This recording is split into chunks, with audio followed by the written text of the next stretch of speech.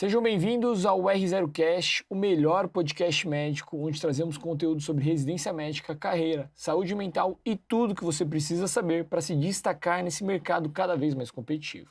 Eu sou Marcos Vinícius, host desse podcast, e hoje tenho o grande prazer de ter uma convidada que, além de grande convidada aqui, grande médica, é também nossa professora dentro do grupo MedHit. A Aline Campos, médica pela Unesp, fez clínica médica na Unifesp e agora está como preceptora lá da clínica médica na Unifesp, Isso né, aí. Aline? É isso mesmo, Vini. Bom, tenho muito orgulho de fazer parte aqui do time, né? Então, vocês vão me ver bastante por aqui nesses próximos meses aí, né? Anos que a gente tiver junto pela frente. Para quem não me conhece, né? Então, eu sou a Aline. Realmente me formei na Unesp, lá em Botucatu, saudosa Unesp. E foi em 2021. E depois já entrei direto para a residência de clínica médica aqui na Escola Paulista de Medicina, onde foram os meus, preferidos 2 anos da vida disparado, tanto Caramba. que resolvi ficar mais um pouquinho na preceptoria, então cuido aí da residência junto com um time de outras 9 pessoas. Boa. Li, vamos fazer um retrospecto antes da gente introduzir. Eu acho que um tópico principal é falar um pouco sobre a residência. Imagino que muita gente deve ter essa curiosidade de como que é lá, a gente vai chegar. Mas vamos fazer um pouco de retrospecto. Vamos pensar assim, até antes da faculdade. Quando que você pensou em fazer medicina? Essa é bem fácil, porque foi desde sempre. Sempre? Até aquelas pessoas falam, a pessoa que nasce falando que vai ser medicina, foi mais ou menos isso. Eu sou uma criança, fui uma criança, né? Fui uma criança que teve muitas intercorrências, eu tive várias internações, inclusive uma pneumonia muito grave aos 3 anos. E tive derrame pleural, drenagem de tórax, fiquei internada na UTI, foi uma pneumonia mesmo. Ah, tá. Foi Staph aureus, tá? Caramba! Minha mãe, que nem é da área da saúde, sabe super o nome por conta de ter sido bem marcante. E aí, desde depois que eu fiquei internada, desde criancinha mesmo, 3 anos, eu falava que eu queria ser médica, que eu queria curar, igual as pessoas me curaram. Não tinha nem ideia, né, do que era medicina. E não tinha ninguém na família? Nada, nenhum. Eu sou a primeira médica da minha família inteira, assim, por parte de mãe e por parte de pai. E aí foi desde sempre, fui nutrindo isso ao longo da vida. Durante o ensino médio, gostava de exatas, até cheguei a flertar um pouquinho com a engenharia, mas minha mãe ficou chorando, decepcionada, porque ela sempre sonhou em ter a filha médica. E aí, no final das contas, foi isso mesmo. E desde então, sempre foi esse caminho. Nunca E você ainda é a única médica da família? Agora, minha irmã seguiu meus passos e tá no 3º ano de medicina. Putz, então, que legal. Mas foi uma inspiração. Você foi uma inspiração para ela? Ou ela sempre quis também? Não, também foi, acho que por ver a minha vivência e se inspirando. E aí, agora já tá no 3º ano. Você aprovou direto, né, Eli? Eu acabei do ensino médio mas eu não fui cursar, porque eu tinha 17 anos. Aí você fez um ano de cursinho. E eu tinha passado numa particular e numa federal lá no sul. Meus pais ficaram com medo de me mandar para longe, porque eu tinha 17 anos. Aí eu fiz um ano de cursinho e aí fui pra Unesp depois. Boa, legal. E aí conta um pouco pra gente durante a faculdade. Qual foi o momento que você decidiu fazer clínica médica? Esse também, parece clichê, né? Tudo que eu tô falando sempre aqui... Sempre quis clínica médica? Ai, a pessoa sempre quis e foi seguindo. Mas basicamente é isso, assim. Eu até contava essa história nas provas, nas entrevistas. Porque o conceito da clínica médica se misturava com o conceito que eu tinha de medicina antes de entrar na medicina. Então, tudo que eu imaginava ser, né? Aquele médico que faz diagnóstico, que fica discutindo caso, que examina o paciente, né? Várias no leito, exatamente. Era sempre o que eu imaginava, assim. E eu achava que todo médico era assim. Então, que a pessoa ia ficar fazendo isso, discutindo horas, raciocinando, vendo o paciente inteiro. E aí, quando a gente entra na faculdade, a gente descobre um mar de especialidades e meios de se lidar com o paciente. Mas aí a clínica sempre foi uma escolha, assim. Entendi. Desde sempre, fiz tudo ligado à clínica, pesquisa e tal. Todas essas coisas, exceto pesquisa, que isso é curioso, mas eu fiz minha pesquisa em GO. GO? Mas foi porque teve oportunidade? Tinha uma professora lá que era bambambam, ela tinha toda uma ligação com Harvard, eu achei super legal, e aí eu fui atrás e consegui fazer minha pesquisa com ela. Então foi mais por conta disso, por conta de como ela era na área da pesquisa, mas não pelo assunto, que era mole datiforme. Caramba! E ainda falando agora, que você falou um pouco de liga e tal, você tinha essa preocupação em relação ao currículo? Você teve alguma orientação durante a sua formação? Olha, orientação direta, não, porque acho que agora a gente tem mais esse acesso às informações, todo mundo fala sobre construir um currículo na medicina, tudo que vai ganhar ponto e que não vai, mas eu sempre fui mais pela experiência, assim. Desde que a gente chega na faculdade, a gente é inundado, assim, lá em Botucatu, todo mundo, a maioria das pessoas, né, não moram lá, então todo mundo vai para uma cidade no meio do interior, pacata, ninguém conhece ninguém, e cria um lar, né? Então todo mundo fica muito Virou uma próximo. família ali, né? A gente até se chama de família Médio-Nesp, assim, porque realmente as pessoas são muito próximas. E aí você é inundado de informação. E tem atlética, tem o centro acadêmico, tem as ligas, tem um monte de projeto de extensão, que lá em Botucatu é muito forte. E aí eu fui indo, assim, no começo a gente entra em mais coisa do que dá conta. Total. Eu tive até que frear um pouco. Até pra você filtrar, né? Saber o que você gosta, tal, acho que faz parte. No primeiro ano, na verdade, eu acho que isso é interessante de falar, eu não queria participar de nada que não fosse acadêmico. Então eu não fui pelas coisas da atlética, às vezes achava que tava festa demais. Era meio certinho, assim, de Mas você namorava ou não? Namorava, já entrei namorando. Então isso também, né, colaborava. Isso daí, com certeza dá um freio aí, né? Exato. Mas eu tinha muito essa coisa de, tem que estudar todo dia, aquela coisa assim. E aí eu fui vendo que dava para conciliar e até você vai aprendendo como que é a vida depois, né, na medicina. E aí foi quando, no segundo ano, entrei pro vôlei, aí comecei a fazer parte de um projeto de extensão que era o Cursinho Desafio, que era um cursinho popular. Fiz parte de um outro projeto que era a Biblioteca Sobre Rodas, a gente levava livros, gibis, revista para os pacientes internados. Eu fiz bastante coisa, assim. Que legal. Aí fui presidente de liga, mas eu fui tudo indo, assim, coisas que eu achava que eram interessantes. Mas por intuição. Nada ninguém falava assim. Lógico, a gente sabia que contava, lá em Botucatu, você fazer uma liga, ser diretoria de uma liga, além de fazer parte só de ser um ligante, é muito forte, as pessoas fortalecem isso e falam, quem foi ligante esse ano, quem tem interesse em ser diretoria. Projeto de extensão também, a gente tem aula, assim, é uma noite onde todo mundo vai lá e fala sobre os seus projetos de extensão, depois é uma noite de apresentação das ligas, então acaba que todo mundo tem essa cultura e vai entrando. E aí a pesquisa que no começo eu fiz mais por, preciso ter um projeto de iniciação científica. Mas por conta do currículo? Não era obrigatório. Mas você pensava? Mas todo mundo fazia e eu falava, poxa... Todo mundo fazia? É cultural, então? Todo mundo fazia lá. Ou PIBIC, ou ganhava mesmo pela FAPESP, que foi a minha. Era bom, porque ganhava um pouquinho de dinheiro a mais. Cara, eu sou um pouco mais velho, mas nem tanto assim também. Mas eu já fui mais intencional durante a minha graduação. Como eu tenho 2 irmãos mais velhos que são médicos e meu pai é médico, então tinha um pouco mais de orientação. Sabia que era importante. Eu não gostava tanto de fazer iniciação e tal, mas eu fui bastante intencional. Então participei de ligas mais focados na minha área e também não gostava muito da liga, mas na hora que tive a oportunidade de participar da diretoria, fui. E o trabalho sempre direto para oftalmo da graduação? Na verdade, eu também não sabia. Eu decidi mais na reta final também, mas eu já imaginava. Então, eu tinha umas ligazinhas lá, de vascular, não sei o quê. Mas para contar ponto, não era o cara mais acadêmico, assim, sabe? Não era um cara muito estudioso. Mas eu sabia que se um dia eu quisesse, eu ia precisar daquilo lá. Então, eu fazia o mínimo. Eu acho que essa preocupação com o currículo, desde cedo, é importante. Não, com certeza. Eu acho que hoje em dia, já que todo mundo sabe isso, se você não tá indo atrás... Já não é um diferencial, né? Já é um ponto negativo, na verdade. Já é um ponto negativo. Né? Porque a gente sabe, todo mundo hoje, acho que as pessoas até perdem um pouco a mão pro outro lado, né? Já mal entrou na faculdade, já tá loucamente preocupado na liga, já no cursinho do 4º ano, né? Aquelas coisas todas. Mas... tem que ter um pé no freio, mas é importante, porque hoje em dia é muito mais fácil acesso. E dá pra conciliar, né? Consegue fazer uma iniciação, às vezes, nem dentro da sua própria faculdade. Eu conheço gente que veio fazer iniciação em outros serviços, né? Passava nas férias fazendo pesquisa, principalmente pessoas que eram de faculdades que não tinham tanto a parte acadêmica, assim, de pesquisa tão forte. Agora, lá em Botucatu, assim, você passava no departamento, tinha 200 professores procurando alguém para fazer uma pesquisa, porque tinha muito projeto de mestrado, de doutorado, dos pós-graduandos, e precisava sempre de um aluno junto, Mas ganhava? Né? Aí ganha ou pela FAPESP ou pelo PIBIC mesmo. Você sabe que, você falando assim de ganhar uma rendinha extra, cara, eu também era fissurado na faculdade.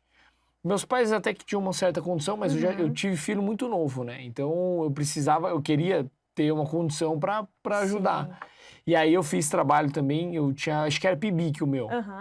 E tinha uma pesquisa meio global, assim, do governo, não sei se é alguma coisa Brasil, era alguma coisa assim, não sei se você lembra. Eu sou pessoa plataforma, mas isso não é plataforma Brasil, porque era um negócio, cara, era um negócio lá que tinha na Santa, que eu também entrei lá, você coletava umas pesquisas, e aí ganhava um dinheirinho extra também. Era, pô, não era muita coisa, mas qualquer coisa já fazia muita diferença. E ainda mais antes, né, que dava pra fazer mais coisa ainda com pouco dinheiro, né? Pô, total. Nossa, a inflação era menor. Eu lembro de várias coisas. Uma viagem que eu fiz com meu namorado, que eu falei pros meus pais, ai, não precisa, eu vou pagar. E aí meu pai, tipo, vai pagar? Como assim? Com o quê? Nessa época a casquinha era R$1, né? Exatamente. Então foi bem legal, assim, gratificante. Você já também aprendendo a lidar com o seu próprio dinheiro, total. O que você pode fazer com aquilo, né? Então, eu acho bem interessante. E até eu juntei um pouco de dinheiro porque eu queria fazer estágios fora do país durante a graduação.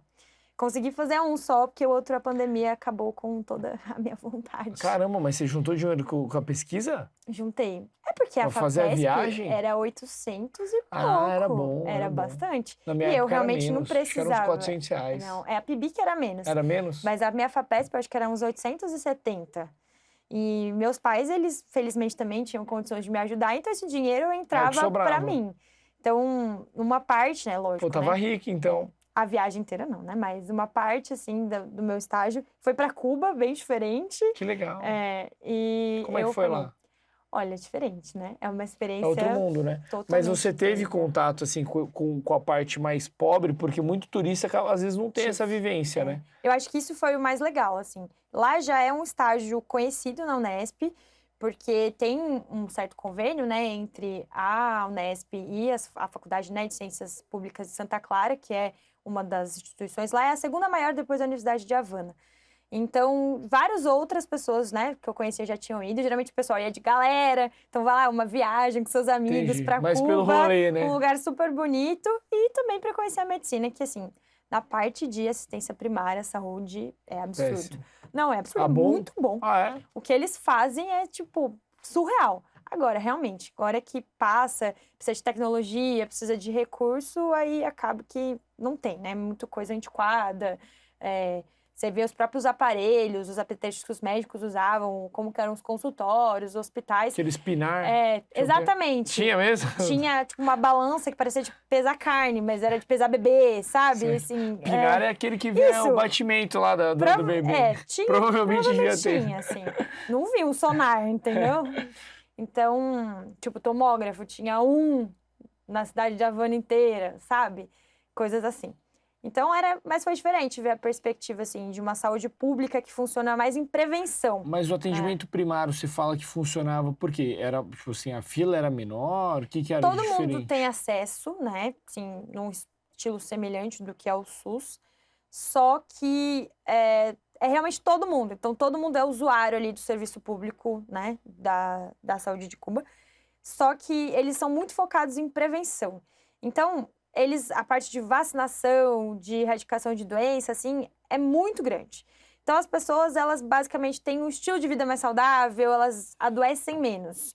Claro, se você chega numa doença, uma neoplasia avançada, que precisa de, sei lá, uma imunoterapia, não vai ter. Mas todo o resto, assim, fazer todo o acompanhamento básico de puericultura, a parte de acompanhamento de pré-natal, própria saúde do adulto no geral, assim, de prevenção primária, principalmente falando, eles são muito bons. Isso foi impressionante. Epidemiologia, a parte de infecção, Mas muito você vê diferença do que a gente tem aqui? Porque eu acho que o atendimento primário é parecido, assim. Os índices, assim, eles são um pouco melhores do que a gente. Até porque eu acho que o Brasil ainda investe pouco no primário. A gente tem muita coisa curativa, né? Acho que é uma perspectiva diferente. Lá, o principal foco da medicina é uma medicina preventiva. É porque eu acho que também não teria recurso para tratar, né? Muito possivelmente. Uma coisa que você ficou falando assim, eles têm hábitos mais saudáveis. Pelo que me vem, assim, lá, assim, tem, acho que, menos acesso à comida. Então, todo mundo, eu acho que é um pouco mais magro. Eu acho que deve ter menos acesso a transporte, assim, então todo mundo deve fazer uma atividade física. Então, eu acho que desse ponto de vista, acaba que o brasileiro... ele normalmente tem um hábito mais sedentário, come mais, né? Não chega a ser um americano, mas eu imagino que mais do que lá. Com certeza. Acho que tem todas as questões públicas, políticas, né? Que é tudo bem diferente. Mas foi uma experiência muito legal, assim. Que legal. E tanto que aí o meu segundo estágio seria para Londres, para conhecer O o primeiro UNAIDS. mundo ali, algo E aí era para diferente. conhecer os 3 grandes sistemas públicos de saúde, né? Que é o inglês, né? E o de Cuba que eu já conhecia e o SUS, que é o que eu vivo. Então era essa a minha ideia. E aí eu já tinha tudo certo, tudo pago, Sério? mas eu ia para a Universidade de Keele, né? Que fica lá em Londres. E, enfim, também Mas ainda dá pra ir depois, né? dá, agora dá. Talvez fazer alguma coisa na É. residência, no pós, né? Porque Dá tem pra um ir. R+, ainda pela frente em breve, então Boa. acho que é isso. Oli, conta um pouco pra gente como é que foi a residência médica, já que a gente já passou por essa fase aí. Você falou que sempre quis clínica médica. É. Tive um pedaço quando intensiva virou acesso direto, que eu sempre gostei bastante. E aí virou acesso direto justo no ano que eu prestava. E aí eu falei, putz, e agora? Será que eu presto? Porque se eu quiser depois eu vou ter que prestar uma prova de acesso direto de novo, né? Mas aí eu acabei falando, não, o que eu quero é E clínica na época da clínica médica mesmo. teve alguma influência do André ou não? Olha, não. Não? É. Zero? O André, para quem conhece, é um dos professores aqui do MedRid também, que é meu cunhado. E ele, assim, era uma pessoa que reforçava bastante, assim, sempre gostou muito de clínica. Ele, a esposa, que também é meu cunhado, né, no caso. E... Ela também fez clínica. ela também fez clínica. Então, mas era sempre reforço, assim, mas... Às vezes eu até brincava, pensa, é isso mesmo? Que é isso? Não quer ganhar dinheiro? Eles falavam, brincando. Brincando, mas falavam. Então tentaram dar dica, então. Porque a gente sabe, né, que clínico, infelizmente, não vai ganhar muito dinheiro, não. Mas tudo bem, a gente faz porque a gente gosta, né? É isso. Mas, enfim, aí eu tive essa tremidinha aí de uma dúvida, mas depois falei, não, o que eu quero é clínica Marcou o X. mesmo, e talvez as outras especialidades que eu pensava, né? Eu já gostava muito de cardio e nefro, quando eu estava durante a faculdade, né? Depois eu descobri que cardio, ele é o ortopedista da clínica médica. Mas até então eu pensava. E aí sabia que eu conseguiria trabalhar no cenário de terapia intensiva numa Sendo especialidade clínico também. especialista. Então foi Legal. isso. Mas aí pensando então que você gostava de UTI, você curte mais a parte de emergência ou você curte mais a parte ambulatorial? Difícil, eu curso de tudo. Dos dois? Uhum. Dos dois. Tanto que a minha escolha de especialidade é baseada em alguma especialidade que eu consiga ter cenário diversificado de dois. atuação, né? Que atualmente é pneumo, gente. Se vai ser isso mesmo, vamos ver. O André gosta muito de emergência, né? Acho que ele tá até mudando um pouco hoje em dia, mas assim... E o TI também, né? Ele é titulado, Não, então, né? exato. Ele gosta dessa parte aí de tipo assim, pô, rápida decisão, Eu gosto. adrenalina. Eu acho que eu gosto de tudo, assim. Eu gosto de um cenário diversificado, assim. Porque eu acho que eu gosto muito do contato com o paciente. E aí no ambulatório você consegue conversar, criar aquele vínculo, ter aquele paciente que você faz um segmento mais longitudinal e consegue ver a sua conduta mudando mesmo, né? A vida do paciente. Só que eu também gosto de casos graves. Eu brinco, né? Minha família, minha mãe até fica brava quando eu falo isso, mas é que eu gosto de paciente doente. Então, eu não De verdade. sirvo para ser aquela médica que fica só fazendo a prevenção, a medicina da saúde, estilo de vida, até porque eu acho que todos os médicos, né, deveriam pregar ao menos isso. Mas só essa parte não é algo que me atrai muito, não. Eu gosto de alguém que esteja doente e que eu possa resolver o problema de algum jeito. E assim, vamos falar um pouco mais da residência lá da Paulista. Vamos tentar elencar aqui quais são os pontos fortes e pontos fracos. Acho que é importante ter essa visão também, né, Lili? Assim, não precisa esculachar, mas acho que é bom ter essa visão crítica. Não, com certeza. Porque muitas vezes a gente idealiza, né? Pô, faculdade da Paulista, e a gente sabe que tem pontos negativos. Às vezes é muito forte em parte emergência, mas aí perde em ambulatório, é muito forte em ambulatório, perde em emergência. Acho que seria legal a gente falar um pouco disso. Acho isso bem legal, até porque foi um dos motivos que fez eu escolher, né? Porque na época eu prestei 4 provas. Passei na Santa Casa, no Einstein, quem que era outra coisa? A USP e a Paulista, mas eu não passei na USP, né? Então passei nessas 3. Dentre essas 3, eu tinha ficado em dúvida principalmente entre a Santa Casa e a Paulista.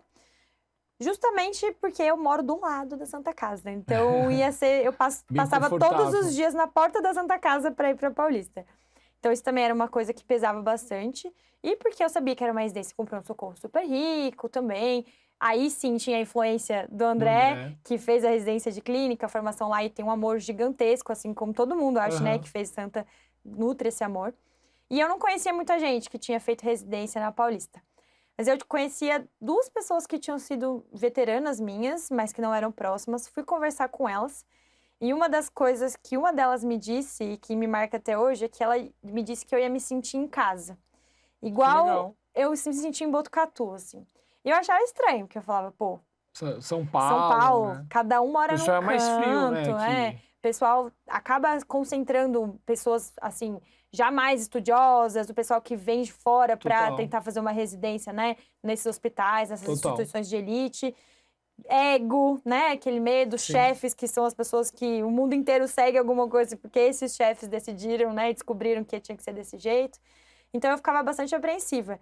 Mas a escola, assim, a gente tem um lema, acho que vocês vão ouvir isso bastante toda vez que for conversar com qualquer pessoa que fez escola, que é o melhor da escola são as pessoas. E acho que esse é o principal ponto positivo, que é o que fez eu ficar lá também, porque a gente realmente cria um amor muito grande, todo mundo que passa por lá, que as pessoas são muito unidas.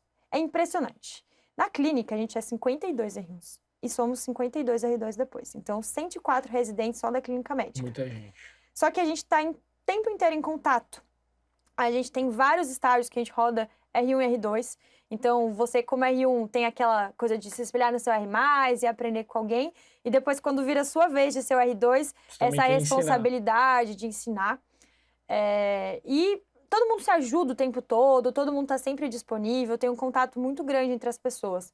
E isso era bem diferente que eu via em algumas outras instituições, né? O ICE, principalmente, acaba sendo cada um mais por si, não roda muito. No próprio HC, eles rodam mais dentro das panelas, né? Que eles chamam, então não tem muito isso de rodar com outro grupo de residentes. E isso fez muita diferença, porque eu gosto muito de falar, gosto muito de criar amizade, de sair. E eu encontrei uma vibe de várias pessoas desse jeito, então eram 104 pessoas basicamente assim. Então era muito legal. Então acho que isso é um ponto muito forte e vai passando geração em geração. E se você for ver alguém que se formou há 10 anos vai falar exatamente isso. Que legal. E isso vai se nutrindo. Não sabia. É muito, muito legal mesmo. Então, assim, meus pais, na minha colação na clínica, ficaram, o melhor da IPM são as pessoas, né? Porque de tanto que isso foi falado, né? Mas isso acho que é um ponto muito positivo para quem preza por um lugar onde vai ter uma convivência agradável. Mas tem hierarquia lá ou não? Tem. Assim, tem coisa que é função da R1, coisa que é função da R2. Procedimento que é, tipo, um marca-passo, vai ser do R2, não vai ser do R1, obviamente. Tem. Mas o clima é muito mais... Mas não é tão vertical, amigo. É mais horizontal. Assim, tem atribuições bem diferentes. Por exemplo, o R2, nos estágios que a gente tem R1 e R2, o R2 não evolui ninguém. O R2, ele tá ali para ser o seu mini chefinho, discutir os casos e saber o que você não sabe. Mas ele não tem que ficar evoluindo, prescrevendo, por exemplo. Coisas que algumas outras instituições dividem paciente por igual. Lá não, tem essa distinção. Mas também não é aquela coisa tão separada assim. E o R1 acaba sendo um pouco mais hospitalar e o R2 mais ambulatorial, exceto por esses estágios que se repetem nos 2 anos. Então, acho que isso é um ponto legal. Segunda coisa, é bem acadêmica, é um ponto bem positivo. A gente tem chefes muito presentes, assim, na maioria dos cenários. Os chefes das especialidades, porque isso também é outro ponto positivo, a gente roda nas especialidades clínicas. Então, a gente vai passar em todas. Não tem uma especialidade clínica aí das principais que a gente não passa. Então, você vai rodar na gastro, vai estar o chefe referência do inflamatório intestinal, que é com quem você vai discutir o caso que você tem no ambulatório. Na pneumo, é a pessoa que mais sabe de hipertensão pulmonar. Os caras são humildes. Muito. Que legal. O cara que descobriu, sei lá, Dr. Pereira, a referência de toda a espirometria tem Pereira e tal lá em cima embaixo, porque é ele que fez toda a referência de diagnóstico espirométrico e é ele que tá ali no ambulatório sentadinho, bonitinho, conversando com você. Então eu acho isso muito legal, porque você roda todas as especialidades e você tem acesso a esses grandes nomes, eles estão presentes. E os chefes da clínica, principalmente os mais novos aí, né, que foram pessoas que foram se formando recentemente, ficaram como assistentes, que estão sempre disponíveis, ajudam a gente. Às vezes você nem tá num estágio que ele é seu chefe, mas você tá no outro, precisa de ajuda, eles vão lá, discutem um caso que tem mais ciência, assim, para fazer. E a gente tem atividades acadêmicas às segundas, quartas e quintas. Então, segunda-feira tem um curso de UTI, quarta-feira tem um Journal Club e na quinta-feira tem uma aula expositiva mesmo da clínica, que é um chefe dando aula pra gente. Então, eu considero isso muito bom, porque é difícil. Geralmente, a residência é mais, você vai aprendendo na orelhada, às vezes, não tem tanta coisa assim, mas acaba sendo para as especialidades, né? A de clínica, às vezes, é mais batidão. acaba tendo, por conta disso, né? Então, pelo menos 3 por semana todo residente tem. E aí tem estágio que dá para ir, estágio que não dá, mas a gente vai titulando. Acho que esses seriam uns pontos bem legais. E essa cultura de ser acadêmico, então, todo mundo, você vai conversar com alguém, ai, por que tal coisa? Ai, porque ó, tem esse artigo aqui do New England que falou isso, isso, isso. Ou, ai, nossa, saiu recentemente aqui no JAMA, blá, blá, blá, blá. Ai, nossa, tem esse livro aqui do JAMA, The Rational Clinical Examination, que fala isso. Então, todo mundo tem uma base para falar e vai criando uma cultura que você escutou, aí você leu o artigo, e quando você vai explicar para alguém, você fala também, todo mundo fica, meu Deus. Eu falava, gente, não é possível que todo mundo sabe tanto artigo assim quando eu cheguei, sabe? E leva muita propriedade, né, nisso. Então, é bem legal. Agora, pontos negativos, que eu acho que é importante a gente ressaltar. Falta, né, coisa. É um hospital financeiro. que exato, é de ninguém e é de todo mundo ao mesmo tempo, porque supostamente é um hospital vinculado a uma instituição federal, mas que é regido pela SPDM, que é municipal e que também tem um auxílio porque é um dos maiores hospitais do estado. Então, acaba que tem financiamento das 3 esferas. E quando é de muita gente, não é de ninguém, né? E aí, acaba faltando muita coisa. E uma das piores coisas que podia ter acontecido para quem está numa residência de clínica, que eu acho que é o ponto de agora, foi que o PS fechou para reforma. Então, já faz 1 ano. Mas assim, não é que fechou a porta para a porta aberta, ele fechou mesmo, não tem PS. Fechou. Foi criado... Mas aí o que acontece? Fez uma sala de contingência que tem leito de emergência e leito de observação e uma retaguarda para paciente que está internado e alguns consultórios. Mas é um mini PS. O PS da escola era um PS gigantesco, né? Quando eu entrei era absurdo, era fluxo o tempo inteiro. E maca nos corredores? Maca no corredor.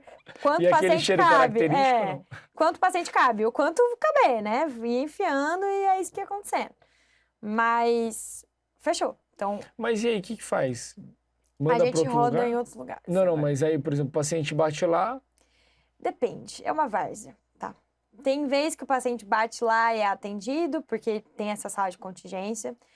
Quando a gente tá nos ambulatórios, e, pô, são os pacientes de um hospital terciário quaternário, né? Sim. Então, não é um pacientinho que tem uma PAC, que ele vai tratar ali com um clavulinho ou amoxiácido e ir pra casa. Ele é um paciente que já é colonizado por uma pseudomonas, que tem, sei lá, uma hipertensão pulmonar e se abusar ainda é transplantado, entendeu?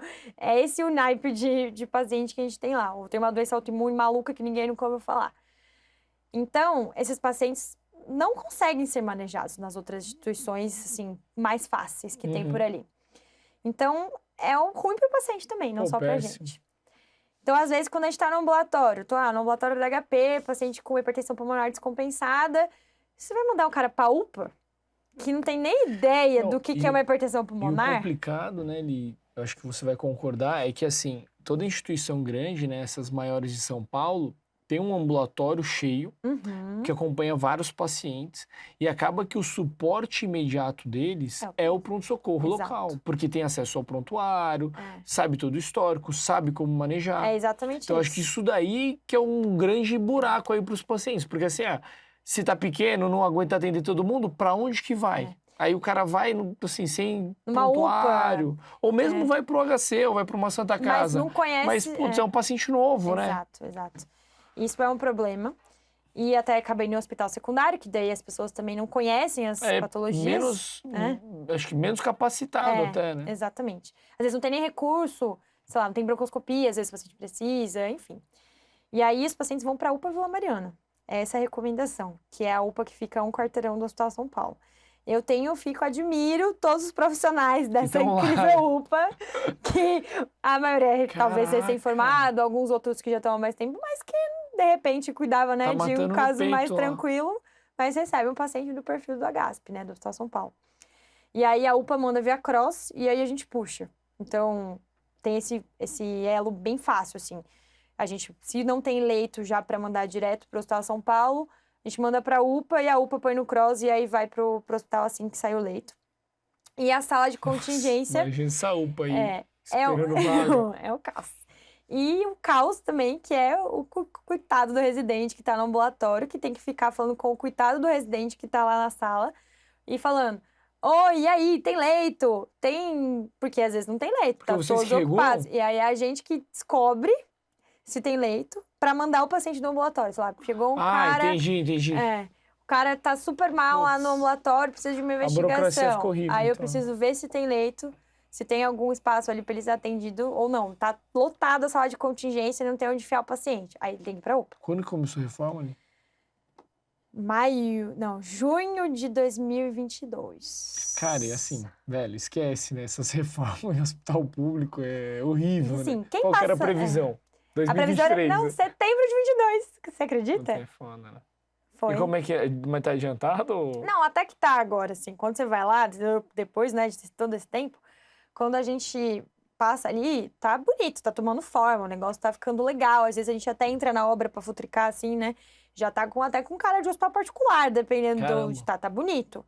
Mas cada hora acha um problema, né? Uma hora é o cupim que tem que trocar não sei E o sabe qual que é o quê. grande problema ali? Não sei se vai acontecer, e eu rezo para que não aconteça, mas assim, a partir do momento que um hospital público fecha um setor para uma reforma, ele meio que realoca os funcionários, aposenta uns funcionários, sai outros funcionários, e aí depois, quando precisa, você não consegue dar conta daquilo lá.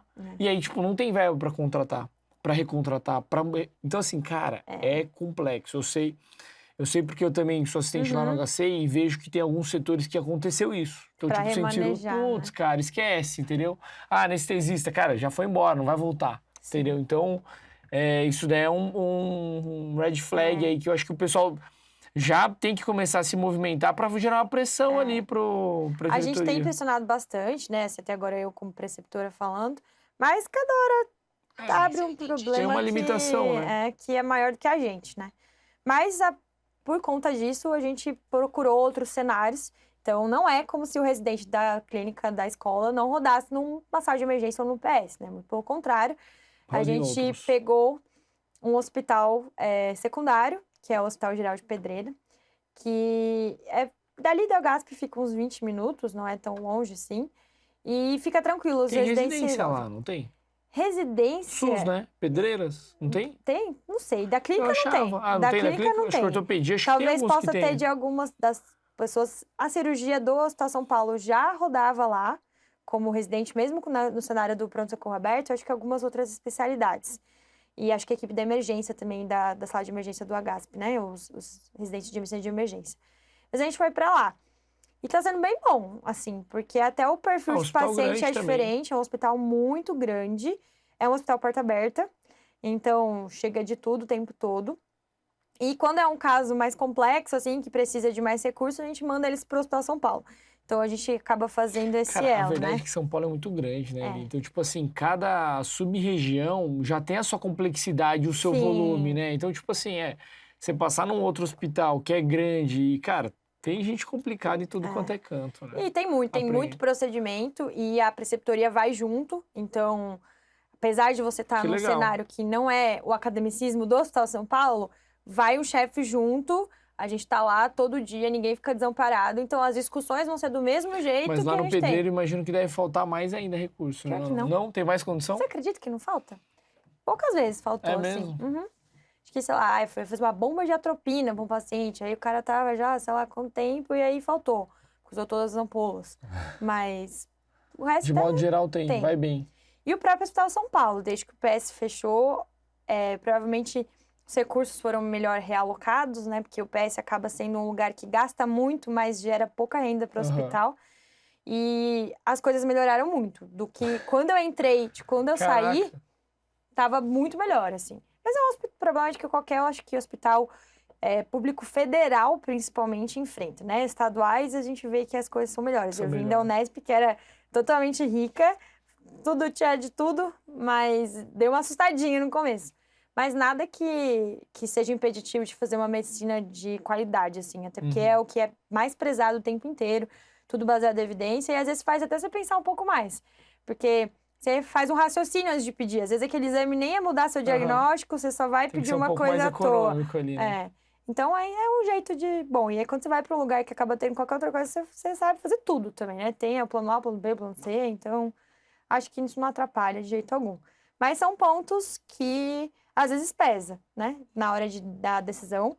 mas que, ao meu ver, assim, não mudou em absolutamente nada a competência e tudo que eu precisava para me formar e acreditar que fiz bastante procedimento, tive muita intercorrência, muita emergência, lá tem time de resposta rápida também.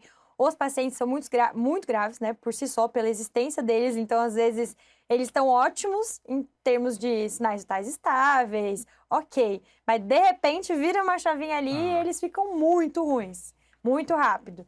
Então, acaba que mesmo sem o PS, você ainda tem muito cenário de paciente grave, sabe? Então, acho que isso não é um problema, não, para quem estiver pensando, né, nas possibilidades de residência. E assim, acho que a Paulista é um dos maiores centros do Brasil, Com né? certeza. Então, assim, tem que estar dentro do leque para qualquer especialidade Nossa, que você for prestar, né? sem Imagino. dúvida. Acho que tudo ali é válido, assim, porque realmente essa maioria, tudo que eu falei, assim, geralmente vale para as outras especialidades, assim, a gente vê que é bem parecido. E para residência de clínica, respeita 60 horas semanais em quase todos os estágios. Tem pós-plantão, então se você der um plantão noturno, você tem pelo menos as 12 horas diurnas aí para descansar. Você só vai dar um plantão à noite se você quiser, porque não é impeditivo, né? Mas, em geral, você tem de 12 a 24 horas de É melhor do que a vida profissional, então. Exato. Eu tô aqui de pós-plantão, por exemplo. Tava trabalhando de noite. Então... Cara, bizarro, né? Mas isso mudou muito, assim, tipo, eu, de novo, eu não sou tão mais velho, mas na minha época era completamente diferente. Não tinha respeito nenhum de 60 horas. Pô, 60 horas, acho que, cara, nem não tinha, não existia isso. Na faculdade. Eu acho que hoje em dia quase todas... Lá tem alguma outra especialidade que não segue 60 horas? Olha, eles são muito rigorosos hoje em dia. Eu acho que talvez alguns estágios, assim, possam passar um pouquinho, sabe? Dependendo. Mas eu digo assim, até a ortopedia, até as outras mais pesadas, eles têm seguido 60 horas. É porque tem tido muita fiscalização da parte das Coremes, né? Da própria Comissão Nacional de Residência Médica. O pessoal fica com medo de ter denúncia. E porque aconteciam umas coisas meio bizarras também, né? Convenhamos, assim. E eu, na faculdade, eu lembro de eu olhar os residentes e eu ficava, gente, coitados, como é que eles vivem desse jeito? O povo da cirurgia... Nossa, na neurocirurgia, o cara morava no pronto-socorro, cara. Não tinha como. E eles são em poucos, né? Então eles têm que estar sempre, eu nem sei hoje em dia como é que tá, assim. Não sei também.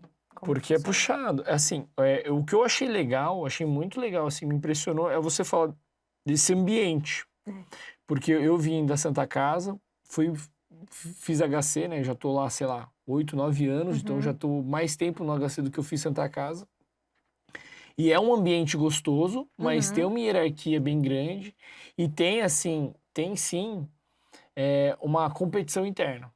Então lá, não são em todas as especialidades, mas dentro da oftalmologia, tem o ranking. Não sei se já ouviu falar. Não. Mas a gente é ranqueado, todos os residentes são ranqueados. Então gera uma competição, cara, interna, assim, oftalmo já é difícil de entrar. Então dá aquela selecionada entre os mais estudiosos. E assim, eu, cara, era um cara mais tranquilo, tive que dar o gás final pra passar, tal, senão não ia passar em nada. Aí você cai num ambiente que aquilo lá, eu queria ter um ambiente mais, né, caloroso e tal. E aí já vi que o ranking definia qual especialidade você vai fazer, quem que vai ser preceptor, pra onde você vai viajar, não sei o quê, como que você vai ser tratado, não sei o quê. E aí, putz, isso daí já era um mal-estar. A gente não queria se competir, mas o professor titular era bastante taxativo. Então, assim, tem um ranking, os primeiros colocados, os últimos colocados. E aí, por exemplo, você termina, você tem que prestar prova de título. A prova de título também. Você tinha que estar entre os primeiros colocados. Entendi. Então, assim, é um ambiente diferente, né? Eu acho que mais na oftalmo, ortopedia, não são todas as áreas também que tem isso, mas algumas áreas isso daí é um pouco pior, né? Sim. Eu acho que, claro, eu, quando eu entrei, tinha uma síndrome do impostor muito grande também, porque você olha as pessoas ao seu redor, pessoas extremamente boas, e você tem uma pressão a tentar se tornar algo parecido com essas pessoas que seja, né? É o que faz, talvez, a maioria das pessoas quererem vir para São Paulo, encontrar qualquer uma dessas grandes instituições, porque você tem exemplos incríveis, são pessoas realmente admiráveis, a maioria das vezes até mundialmente admiradas, né, que estão por ali. Então, acaba tendo essa pressão para você se tornar melhor, saber mais, estudar mais. Mas eu vejo, dentro do Hospital São Paulo, assim, a vivência que eu tive na clínica, disso uma coisa positiva, de tá todo mundo querendo te puxar pra cima junto, Total. A sabe? régua sobe, né? Então todo mundo nivela e sobe junto. Não é muito aquela coisa de um ficar tentando subir mais que o outro, sabe? É isso que eu senti ao longo e acho que todo mundo tem essa mesma percepção. Lógico, no final da residência clínica tem uma premiação, fala, parabéns, fulaninho, distinção acadêmica. Mas é um só ou são vários? São 4 e tem um que ganha um prêmio específico. Então, aí rola um destaque de um grupo de residentes que se destacou melhor. Mas tem nota ou não? Não, assim, a gente vai tendo nota sendo avaliada durante a graduação, a residência, mas isso não é exposto. Então, é avaliado a cada estágio, você faz prova e as provas você sabe realmente quando você tirou. E aí, depois, na formatura, eles selecionam algumas pessoas com base em critérios, assim, dos chefes. Tem critérios objetivos, mas acho que também tem subjetividade. E tem muita gente boa, então eu acho que deve ser muito difícil até de fazer essa escolha, assim. Mas tem. Então, falar que, também não tem uma coisa de uma premiaçãozinha, assim, um destaque? Tem. Mas não é falado, tipo, você é o primeiro melhor, o segundo melhor, o terceiro melhor. Porque não é esse o intuito, lá sabe? Lá é claro, assim, a reunião aparece, os primeiros colocados do ranking. Diferente. Terminou a prova aqui de título, quem ficou entre os primeiros colocados, tal fulano foi primeiro, segundo, quarto, décimo. Entendi. Quem foi mal, ficou em 70. E tipo assim, são, sei lá, 1.000 pessoas que prestam, tá ligado? O cara ficou entre os 100 primeiros, entendeu? Uhum. Mas tá lá na lousa ali, Entendi. exposto. Então, tem uma pressão diferente, né? Esse, assim, é um prêmio de distinção acadêmica que eles falam. Então, não é nenhuma coisa de, você foi o melhor. É só que, você se destacou de algum modo, entendeu? Legal. É importante isso daí, né? É isso que tem lá, assim, pra falar que não existe nada nesse sentido, é a única coisa, mas só vai acontecer quando você se forma no R2. Então, ao longo do seu R1, R2, você não tem nem ideia, você só vai vivendo sua vida e querendo ser melhor junto, porque tá todo mundo o tempo inteiro querendo ser melhor, assim. É muito doido, sabe? Às vezes um plantão com R2... Aí ele, e aí, o que você quer discutir? Vamos falar então, vamos abrir isso aqui, e aí começa a te falar tal coisa. Mesmo que eu não esteja fazendo nada. Mas isso é um plantão tranquilo? Num plantão tranquilo, a pessoa gira e fala assim, não, vamos usar para aproveitar para alguma coisa, sabe? Então, acho que é um clima meio diferente mesmo do que a gente vê nos outros lugares. Mas eu acho que também tô enviesado da oftalmo, talvez não seja total assim, né? E assim, não foi ruim, pelo contrário, subiu muito régua também, né? Eu acho que cada um se encaixa de um jeito. Eu sou uma pessoa que eu acho que nesse estilo eu ia ficar pressionada demais. Enquanto vai. Foi. Mas, claro. Mas é perfil, e acho que também não tem certo e errado. Tem jeitos e formas das pessoas conseguirem se lidar, assim. Total. E aí, pra mim, eu acho que encaixou muito do jeito que eu sou, do jeito que eu gosto de ter as minhas relações. O pessoal lá também era muito de sair, então tem, tipo, toda sexta-feira, última sexta-feira do estágio, tem um bar que vai todo mundo, entendeu? Então rola Parecia isso, que tava assim. no Nesp lá, então. Parecia que eu tava no Nesp. Foi exatamente isso.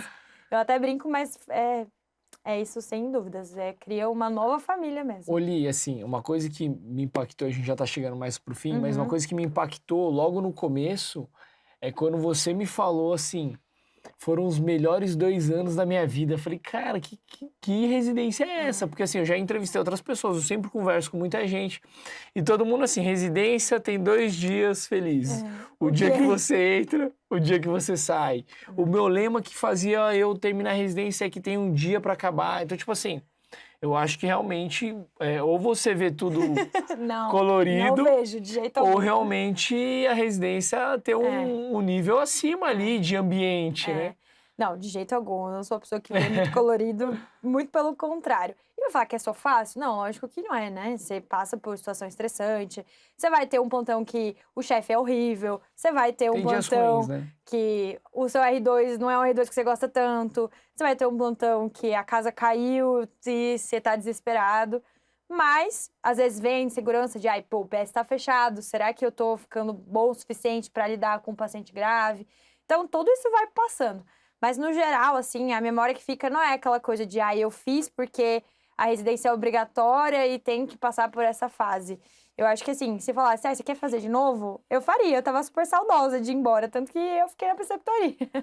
Porque falei, não, o que eu puder contribuir para que isso continue sendo assim, e que as outras pessoas que passem por lá tenham essa mesma vivência, que vai se repetindo ou não, assim, é muito doido, porque eu vi isso na formatura dos meus R2, aí teve a minha formatura, agora tô vendo, né, os meus R-, e é sempre assim, é esse clima mesmo que a gente percebe que todo mundo sente. O médico do meu pai, ele fez clínica, ele é cardiologista agora, né, do INCOR, enfim, e fez clínica na Paulista, e eu fui na consulta, e ele já se formou há muito tempo.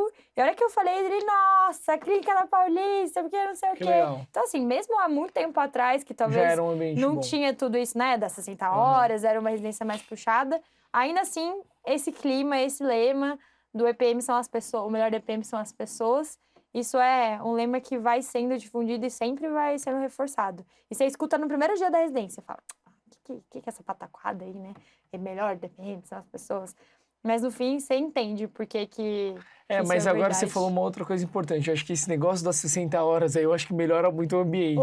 Nossa, sem dúvida. Coisa mais deliciosa.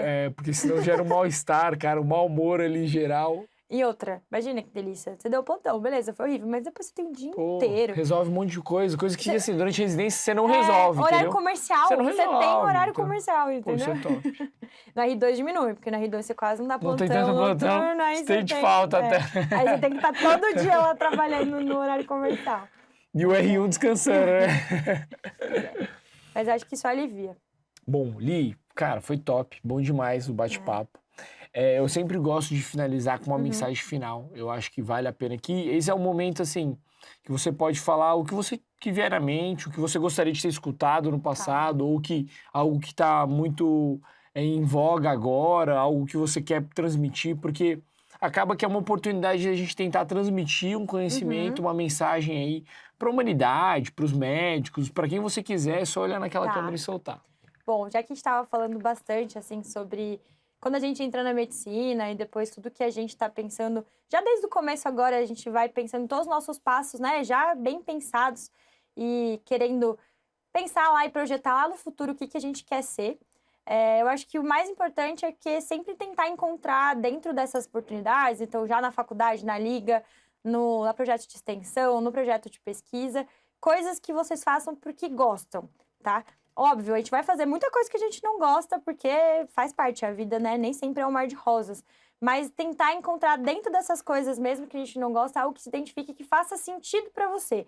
Talvez pode ser que, beleza, eu não gosto muito de pesquisa, mas para mim faz sentido, meu currículo eu acho que vai me engrandecer como pessoa, e aí você vai ter que passar por isso. Ou mesmo a residência, às vezes você acha, a residência é mais pesada, é mais puxada, talvez aquela outra residência é mais tranquila, mas às vezes encarar um desafio sabendo que aquilo vai te trazer um lado bom, vai te tornar uma pessoa melhor, eu acho que é o mais importante. Encontrar dentro de um propósito para cada coisa que se faz, mesmo que seja uma coisa não tão legal assim de ser feita.